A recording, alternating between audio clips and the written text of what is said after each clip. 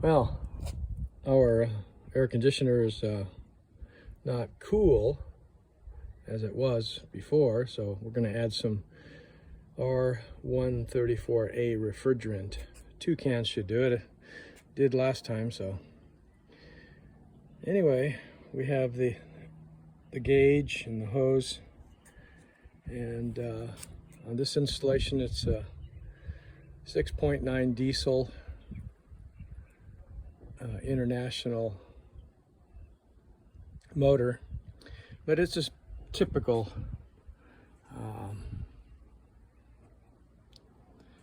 system. It's air conditioning pump,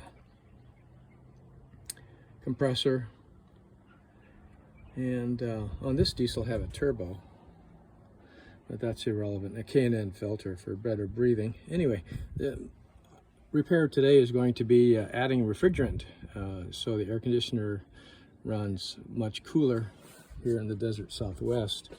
It's always nice to have air conditioning. You don't have to have it, but if you want it, you can have it. So anyway, on a system like this, we have the high inlet and the low pressure outlet. So finding those can be difficult, but once you locate them, I mark them, so for future refill I don't have to look for them. Here in the desert Southwest, we have a lot of heat, ambient heat, and it's conductive to disintegrating rubber types of products, especially tires, batteries, and what else disintegrates here? Plastic bags disintegrate within a couple months, not 1,000 years, but pretty quick. Anyway, back to the high and low inlets. They're here somewhere. Oh, here they are, right there.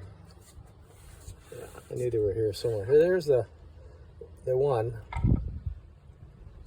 you hook up the hose to. Now you have to start the engine and turn on the air conditioner while you're feeding the Freon, they call it Freon, into the system. And the can gets real cold